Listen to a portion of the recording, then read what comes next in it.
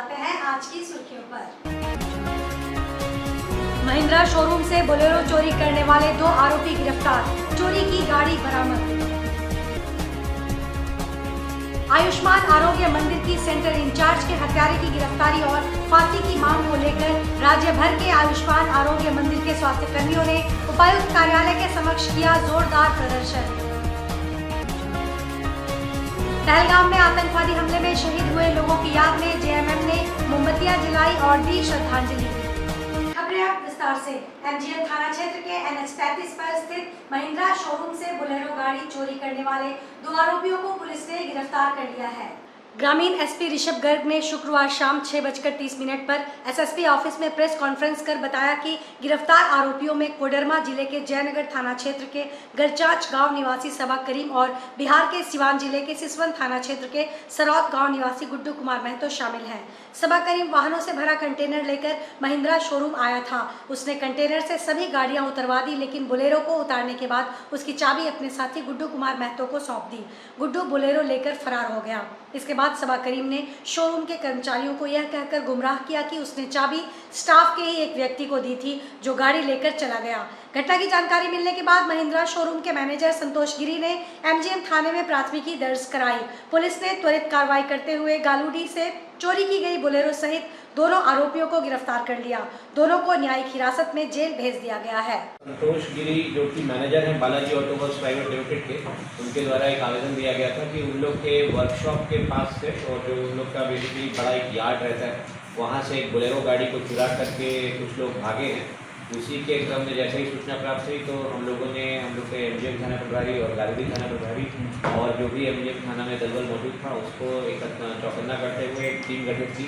और जब उस टीम ने अपनी वहाँ पे गश्त लगा रखी थी और जगह जगह उन्होंने चेक पोस्ट बना दिए थे, उसी समय हम लोगों को प्राप्त हुआ कि वहाँ से वो गाड़ी जो चोरी की गई है उसको लेकर के भागने का प्रयास किया जा रहा है। गालूडी टोल के पास वो गाड़ी पकड़ाई और उसमें जो ड्राइवर उसको लेकर भाग रहा था वो ड्राइवर को ही पकड़ा गया।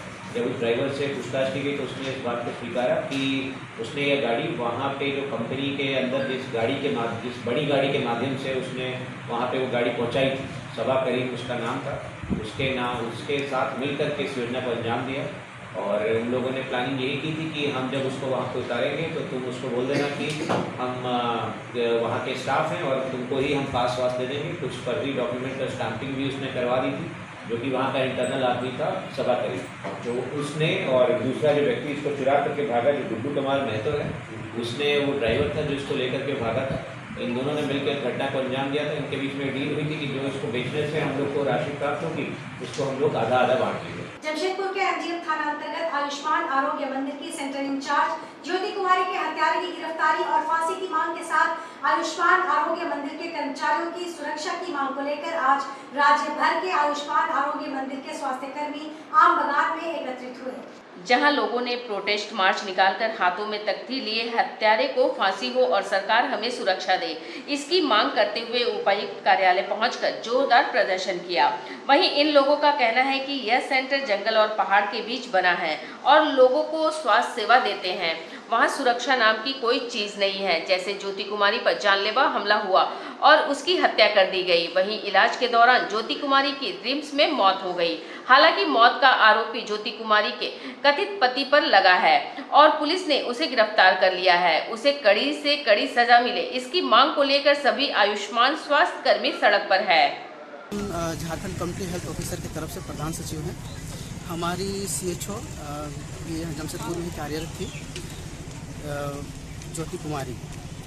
18 अप्रैल को एक संदिग्ध व्यक्ति अब पेपर में जो दिया है कि मतलब उनके हस्बैंड ने ही मतलब इस तरीके का किया है, लेकिन वो अभी हम लोग को कंफर्म नहीं हो पाए हैं। तो उनके द्वारा उनके माथा में सर में मतलब जानलेवा हमला किया गया गैंता से, कुल्हाड़ी से, और ये पता चला है कि गन शॉट भी किया गया है। ठीक है, उनका ये इलाज तकरीबन 24 घंटा तक PMH अस्पताल में चला है हमारा यहाँ। उसके बाद वहाँ पे कुछ इम्प्रूवमेंट नहीं होने के बाद रांची मेडिकल हॉस्पिटल ले जाया गया, वहाँ उनका अगले दिन मौत हो गया। ठीक है, तो उन्हीं का जस्टिस के लिए हम लोग आज यहाँ पे इकट्ठा हुए हैं। हम लोग कैंडल मार्च के थ्रू अभी SSP ऑफिस तक जाएंगे हम लोग, और वहाँ पे हम लोग बस ये गुहार लगाएंगे कि जो भी गुनहगार है उसको कड़ी से कड़ी सजा दी जाए। पहलगाम में आतंकवादी आतंकवादी हमले में शहीद हुए लोगों की याद हर तरफ मनाई जा रही है। झामुमो ने साक्ची स्थित अपने कार्यालय में मोमबत्तियां जलाई और मृतकों को श्रद्धांजलि दी। इस मौके पर झामुमो के नेताओं ने कहा कि पहलगाम में हुआ आतंकवादी हमला कायरतापूर्ण हमला था। भारत को चाहिए कि वह आतंकवादियों के खिलाफ कड़ी कार्रवाई करे और उसकी कमर तोड़ दे, ताकि भविष्य में ऐसी घटना दोबारा ना हो सके। इस कार्यक्रम में पार्टी के कार्यकर्ता मौजूद रहे और सभी ने एक स्वर में घटना की निंदा की। जो काश्मीर में आतंकवादी द्वारा जो हत्या इसको लेकर आज हम लोग मुक्ति मोर्चा श्रद्धांजलि कार्यालय में श्रद्धांजलि सभा किए हुए कैंडल मार्च करते हुए हम लोगों ने आज श्रद्धांजलि व्यक्त किया। हम कहना चाहेंगे कि वहाँ जिस तरह का इतना पर्यटन कम से कम 2000 पर्यटन पब्लिक था, वहाँ पुलिस व्यवस्था चाहिए था, लेकिन वहाँ नहीं रहा। और साथ साथ हम कहेंगे कि जो लोग मारे गए, ये जो पहलगाम की घटना है, इसका अगर हम लोग बोले भर्त्सना या निंदा शब्द, तो मेरे अनुसार ये बहुत छोटा शब्द है। हम लोग इतने सालों से देखते आ रहे हैं, लेकिन ये जो घटना पहलगाम में घटी है, इसके किसी ने भी कभी इस तरह की घटना के बारे कभी भी अपने जेहन में नहीं लाया था। और ये निंदनीय, तो इसको कहना मेरे लिए छोटा शब्द है। जैसे मैं कह रही हूँ, ये ऐसा जघन्य अपराध है कि ये क्षमा के लायक नहीं है। और जिन्होंने भी इस घटना को अंजाम दिया है, जितनी भी कड़ी से कड़ी सजा दी जाए वो कम ही है। क्योंकि देखिए, लोग जाते हैं, अपने परिवार के साथ जाते हैं, वहाँ घूमने जाते हैं, और बहुत दिनों से वे अपने बाल बच्चों के साथ एक प्लानिंग करते हैं कि अब छुट्टी मिलेगी, अब ये होगा तो हम अपने परिवार के साथ वहाँ जाएंगे। लेकिन इस तरह की घटना से ये क्या साबित होता है कि लोग कहीं भी सुरक्षित नहीं हैं। सिकुड़ा स्थित टाउन हॉल में आयोजित जिला स्तरीय कार्यक्रम में मंत्री स्कूली शिक्षा एवं साक्षरता विभाग झारखंड श्री रामदास सोरेन, उपायुक्त श्री अनन्य मित्तल एवं अन्य गणमान्य अतिथियों ने स्कूल रुआर 2025 अभियान का दीप प्रज्वलन कर विधिवत शुभारंभ किया। इस अवसर पर जमशेदपुर पूर्वी की विधायक श्रीमती पूर्णिमा साहू, जिला परिषद अध्यक्ष श्रीमती बारी मुर्मू, उपाध्यक्ष श्री पंकज भी उपस्थित थे। सरकारी स्कूलों में अध्ययनरत बच्चों के ड्रॉप आउट को कम करने के उद्देश्य से 5 से 18 वर्ष आयु वर्ग के सभी बच्चों की विद्यालय में 100% उपस्थिति, नामांकन, ठहराव, उच्च कक्षाओं में ट्रांजिशन को लेकर 10 मई तक यह अभियान चलाया जा रहा है। कार्यक्रम में जिला जनसंपर्क पदाधिकारी श्री पंचानन उराव, जिला शिक्षा पदाधिकारी श्री मनोज कुमार, जिला शिक्षा अधीक्षक श्री आशीष पांडे, सभी बीडीओ व अन्य उपस्थित रहे। इस मौके पर गणतंत्र दिवस 2025 के राष्ट्र स्तरीय समारोह में बैंड प्रतियोगिता में प्रथम स्थान प्राप्त करने वाली केजी बीवी पटमदा की छात्राओं को मंच से सम्मानित किया गया। वहीं सरकारी स्कूलों में पढ़ने वाले जिन बच्चों का नामांकन इस वर्ष जवाहर नवोदय विद्यालय में हुआ, उन्हें भी सम्मानित किया गया। कार्यक्रम में ग्राम शिक्षा समिति के सदस्यों को भी सम्मानित किया गया। साथ ही जागरूकता रथ को हरी झंडी दिखाकर रवाना किया गया। राज्य के मुख्यमंत्री हेमंत सोरेन जी का ये सोच है कि आज जो भी बच्चे ड्रॉप आउट हो रहे हैं, उसको स्कूल में पुनराय नामकरण करने की जरूरत है। और जो बच्चे नहीं स्कूल में पहुंच पा रहे हैं, वैसे बच्चों को भी हमें स्कूल में नामकरण करने हैं, जिसके तहत एक अभियान के तौर पर 15 दिनों का अभियान चलाए जाने का सरकार ने निर्णय लिया है, जिसको आज मैंने इस पूर्वी सिंहभूम जिला से यहाँ पर अभियान को प्रारंभ किया है। आने वाला समय में निश्चित रूप से आज हमारी इस झारखंड क्षेत्र में आदिवासी है, पिछड़ी जाति है, बहुत कमज़ोर वर्ग के लोग रहते हैं, जिसे शिक्षा से कोई मतलब नहीं समझते हैं, जो अपना रोजी रोटी में ही व्यस्त कमाने में ही व्यस्त रहते हैं। वैसे घर के बच्चों को भी हम कैसे स्कूल तक पहुँचाएँ, जिसका अभियान के तौर पर स्कूल रुआर की कार्यशाला का आयोजन किया गया। जमशेदपुर के एमजीएम थाना क्षेत्र अंतर्गत बड़ा बागी फुटबॉल मैदान से जल जीवन मिशन प्रोजेक्ट के पाइप चोरी के मामले में पुलिस ने एक ट्रक चालक और खलासी को गिरफ्तार किया है।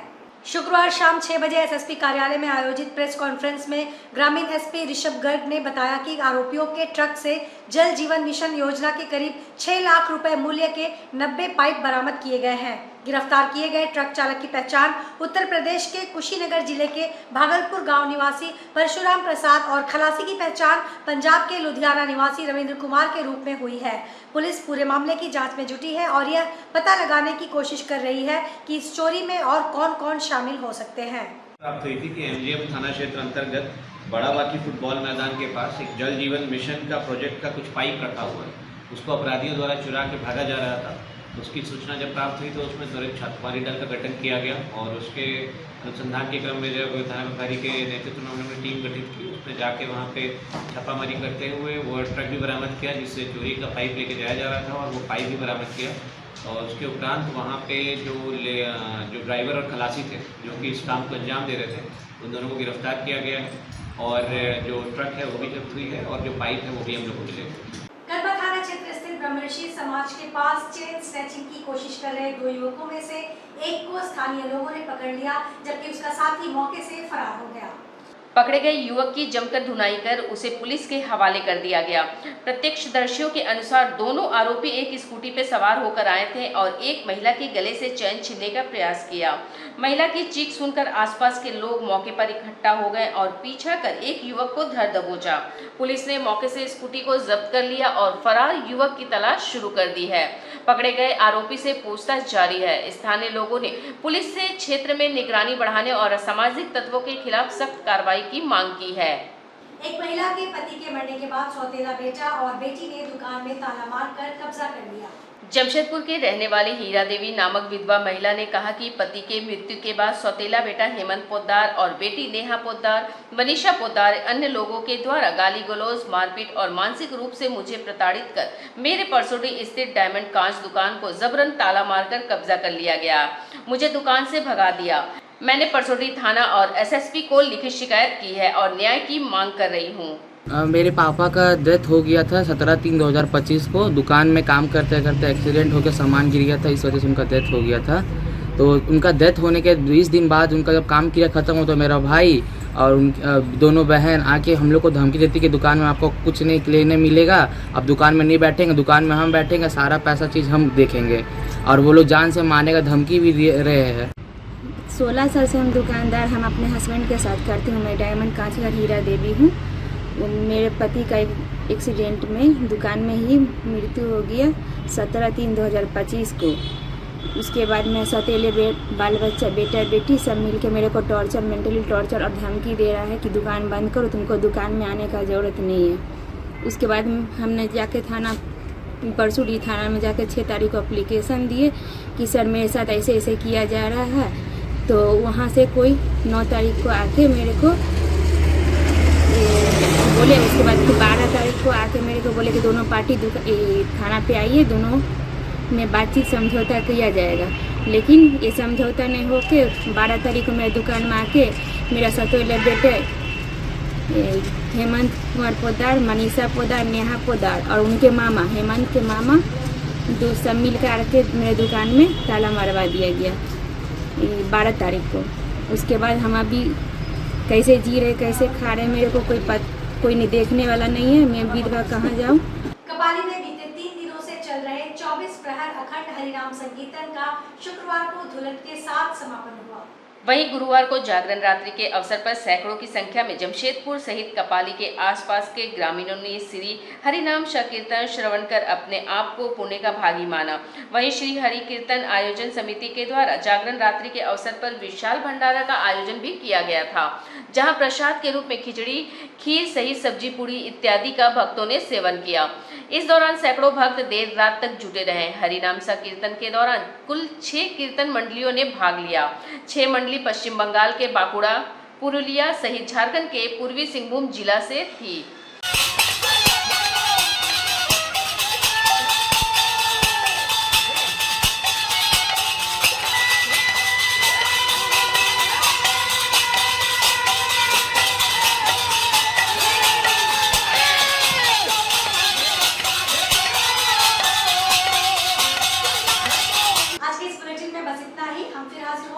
नई खबरों के साथ, तब तक के लिए एससीएन न्यूज की पूरी टीम की ओर से मुझे दीजिए इजाजत। नमस्कार।